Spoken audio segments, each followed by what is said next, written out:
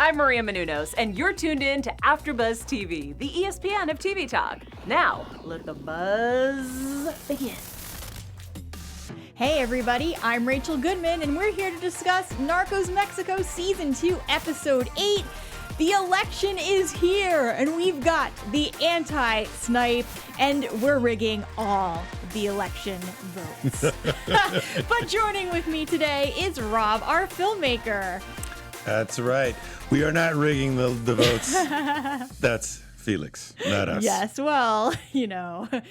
Well, all right. So before we dive in, I just want to mention that you should stay tuned until the very end because we are going to discuss some news as well as our favorite moments of the episode.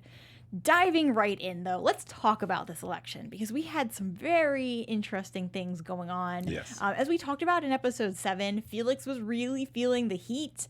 If this did not go his way, we knew the stakes that were on the line for him, and it seems to not be going his way. Because we were talking about this with Moreno and how I think you had even said that you were confident that if something went wrong with the software, he'd be able to talk his way out of it. Yes. What did you think of his moment this episode? I loved that he rose to the occasion. I do not like the way the defense manager just set him up. Yeah. He goes out there, snaps everything. All right, snaps the power off. And then, okay, we were having a problem. Yeah. Whoa. And then looks at him like, wow. Yeah. But I do love the way he was quick on his feet.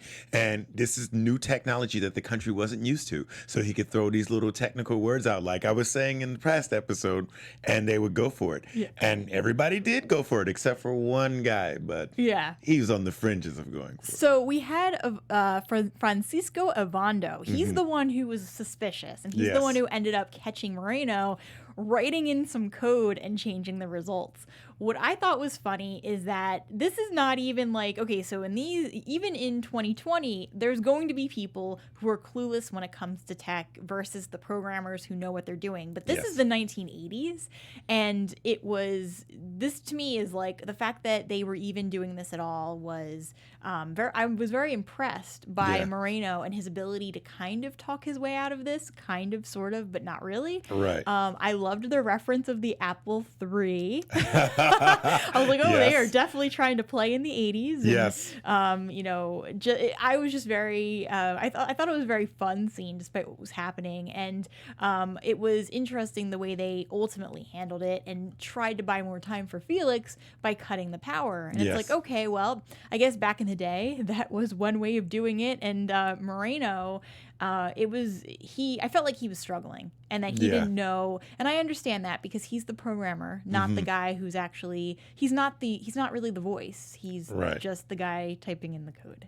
Yes. But he is the bridge between, the technology and the the media and the masses. Yeah. And I think the way he handled it was good for that because it still calmed down the room at that moment. Everybody except for one person was calmed down. Yeah. And I love how Moreno was trying to say this is government equipment. Yes. You can't touch it, and that's true. And I was impressed that as this is happening, the fact that he would actually have to be manning this in the first place, it was very risky what they were doing. Yeah. But I think that he did try to, buy them as much time as he could. And ultimately, though, as we were, I knew at this point that Felix was going to lose if he didn't do something different. Mm-hmm. But before everything came crashing down, at least at the moment, we did see that what they were trying to do, it was working. It was very much working, yeah. And from the filmmaking aspect, I love how to do the cut back and forth to the different citizens seeing the results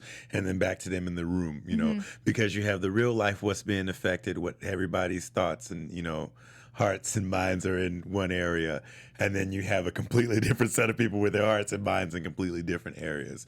And it worked to perfection, like you said. If someone sees a loser, they're not going to go with the loser. Yeah. And I think I really like the way that worked. Also, to go back to the Minister of Defense, I do think that was a very smart move he did by getting, not just turning off the power, but getting the attention of the room. Mm-hmm. Comes in, uses with his commanding presence, gets everybody attention. We had a problem. He's going to explain. Yeah. So that basically calmed it, because everybody was in disarray. Yeah. But until he took over that room and then put the ball in into the developers' court that gave everybody a chance for a slight moment to breathe. Yeah, exactly. And the Minister of Defense, he's there. He's in that position for a reason. He has the experience. He knows how to be a politician when he needs to be one.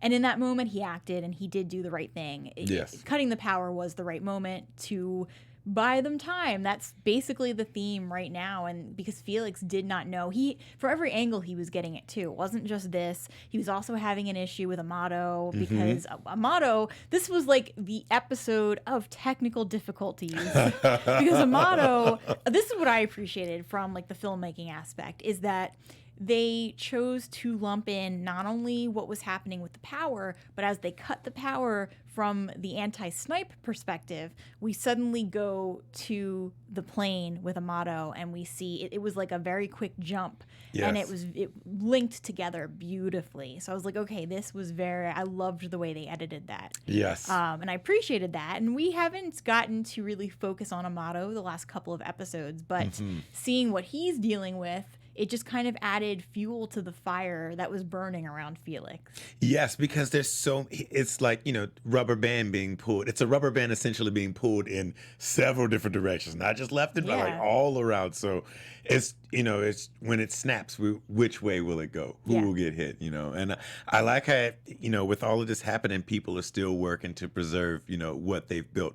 And I don't know if it's for selfish reasons or it's for Felix or whatever reason it's for, but everybody is on the same accord in the Federation. Yeah, exactly. So before we dive in a little bit more about Snipe and what we end up seeing happening, Rob, I believe you have an announcement for everybody listening back home. Yes, I do. So I'd like to thank all of you guys.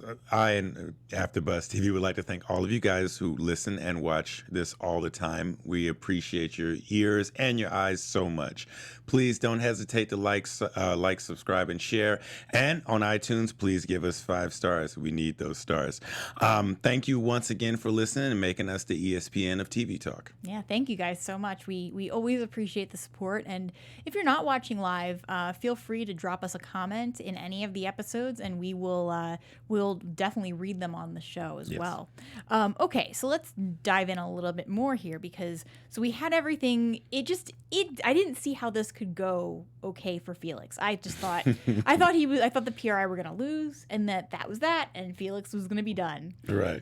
But he calls in a couple of favors, and this I didn't buy this part. The fact that Felix would call Benjamin. And I buy the fact that Benjamin would side with Felix and would agree to work with Felix. I buy that. What I don't buy is that we also have Chapo and that he is going to go and help Felix after everything that happened with Palma. Yeah, but Palma is his guy. So that's why I see Chapo doing that because of Palma only. And also to keep, because if the PRA doesn't win the election, then all of them go down. Yeah. So I maybe that's a pragmatic act by Chapo, because we've seen him have acts of pragmatism. Yeah. He couldn't make as much money as he wanted to, with the Sinaloans because of their rivalry with their buddies from TJ. Built a tunnel. Yeah. That's a very pragmatic move. So for him to, do these things now, I could kind of see it. But once again, not for Felix, for his buddy Palma. No, and I definitely see that too. My only issue with it is that Chapo seemed to be a little too forgiving of Felix. And I just feel like at this point, Chapo, obviously his loyalties are going to be with Palma. Yeah. We were starting to talk about this on the last show, and kind of what I wanted to add on is that when we were talking about how, I think we had mentioned about everything with Palma and the attack on Palma coming back to bite Felix. I feel like this is where it's going to start. That even though we see that Chapo and Benjamin on 2 different sides, they end up going in and actually rigging the election old school, forget about the technology. They literally go in with guns blazing and end up forcing the people working the polls to add a 0 to all of the results for the PRI. Yeah. So that's how they end up winning this election. It's no more faux. It's all real. And I just found it really funny that, when tech doesn't work, they're going to go in the old fashioned way and take care of things. But I feel like Felix still has something coming to him because Palma is not going to forget this. Right. Yeah. He's not going to forget it. But you have to. I think. I mean, wishful thinking for me. I would think like if they were to put themselves in Felix's shoes, and Felix did the thing that Palma did.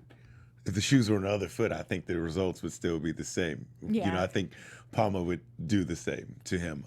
But this is true, yeah. when we were talking about everybody working together, going the old-fashioned way, we got to see Ramon again, doing his thing, and Ramon was on with it. All of the plazas were on with it, and with the plan, and I think they all did that, because. Not because Felix, because of the money. They're making the money. This is their livelihood, and if that goes away, what will they do? Well, and I can see too that if the PRI is on their side, if the other guy wins, they're all going to jail. So kind of like you had mentioned before, I can see it from that perspective of we can't let this other guy win because we're all kind of it's not going to be too great for us if he does. Right. And I mean, if they're going to go after Felix, they would be going after every single person. So I understand that. I just, it seemed like Felix was able to win them both over very easily.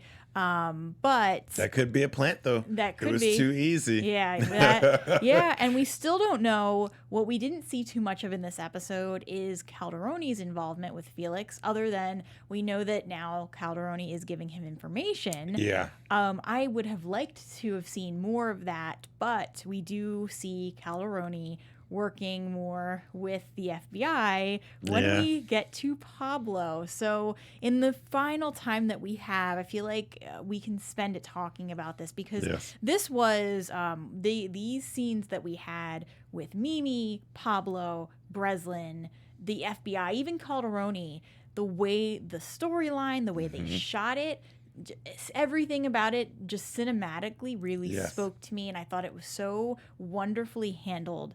That was what had me paying the most attention this episode. So what did you think? I agree with you the way it was cinematically because it felt like watching one of those the ending of an old Western, preferably a spaghetti Western where they have the big shootout.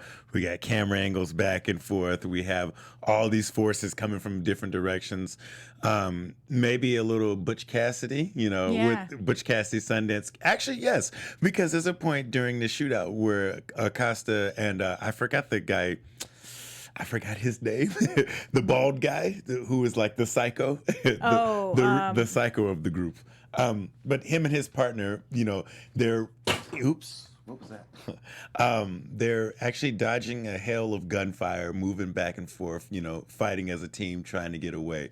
And it's just those two holding them off. And I really like the way that's done. I love how you stick with these guys no matter what's going on in the battle and where the camera switches back and forth to. You're stuck in the scene with these guys, and there's a lot of tension going on there. I liked their use of light versus dark, and so when we were learning, and this is what I think is brilliant, I am a huge fan of when they give us a complicated character someone like Pablo Acosta, who is traditionally bad, and we quickly, I think we even spotlighted him a couple in the beginning of the season when we were doing the spotlights on the different Narcos. And if you just Google this guy, you would think, typical bad guy. Oh great, he died. Maybe he deserved it. Like maybe, I mean, not quite like that, but like, you know what I mean, where you don't actually get to know the personality and who these people are. And so when you watch a show like this and you see someone like Pablo Acosta, it doesn't right his wrongs, but it makes you realize that not everybody who is doing this is necessarily a bad person. And even Breslin understands this. And so what I appreciated is that we had the light moments when we were really getting to know Pablo Acosta and we were getting to see him in this town and how the people viewed him and how people really loved him, and how he was doing certain things for them that a bad person does not do, like take care of some random person's surgery who can't afford it. So we got to see all of these things, and we got to see him in his element in his home, and just everything with Mimi too, and just kind of seeing her come in and find him. So we got all of this, and then the showdown was just completely dark. But even in the darkness, we still got to see, just Breslin trying to save this man. It was very, I wanted them to win. Yeah, I did too. And you bring up a great point there with the light versus the dark, because you know, as you go around the town, he's like a little celebrity there, and remember he was telling the guys, hey, we're safe here. This is my fortress. He had guys all around. It was like a kingdom, Robin Hood, in there with the townspeople. And then, like you said, it goes right to dark, and then we get this crazy gun battle, and we do want them to live. So that moment where Breslin, takes him out, and he has the deal, and like, okay, this is the deal signed from a circuit judge in order for his testimony, his immunity, blah, blah, blah, blah, and he tries to make it out with him, but Acosta, the bandit. Yeah, I think that Pablo knew the whole time he wasn't going to make it. I think he knew. I think he's known from that scene from last episode where we saw, he had a brief encounter with Amato, who came to warn him, you need to leave. I think that Pablo knew, and that he was just biding his time. The sad part though is when he found out that Mimi was pregnant. Yeah, and just Mimi, her reaction at the end. I think my favorite shot of this whole entire season is the moment when Breslin sends her away on the boat. And we pan out and we get this wide shot of the boat just slowly drifting away. And it felt so slow and uncertain, despite the fact that there was a definitive direction of where she was headed. I was like, she doesn't know what she's doing next. And they made it very obvious in the shot that it was slow and just maybe, just very uncertain. And yes, I agree with that. That is one of my favorite shots as well. And there's another shot in that scene where they have the hand in the water for a few moments. They let it sit there, and then we go up to her. That's really good stuff. Yeah, that was amazing. I almost felt like at first I wasn't sure when she stuck her hand in if almost she was like cleansing herself of what she had just been through.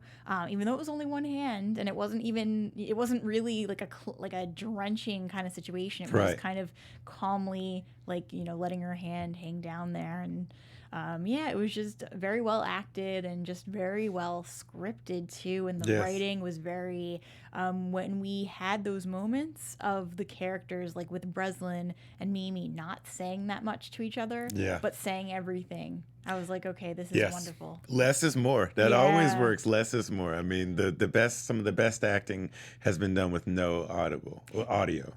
And how much Breslin cared about them. Yeah. Yeah, and we get, like, even a couple episodes ago, like we just see a very different side of him now. Yeah, he's invested. I mean, he's done so much work to get to this point, to get this man over here, and it really sucks for Breslin, because you can see the hurt and disgust, whenever it doesn't go the way that he thought it was going to go. Yeah, so. Not to mention that even if we go back to the shootout itself, even if, like, I'm just putting myself in his shoes, if I had been in front of somebody and suddenly I was pushed to the ground and all of this, fire, all of these, the guns were going off, like, almost not at Breslin, but right overhead of them. Just that alone would be traumatic. Yes, very traumatic. Even and I know he's an agent. Like, he probably had to go through hell in his training, but that it doesn't matter.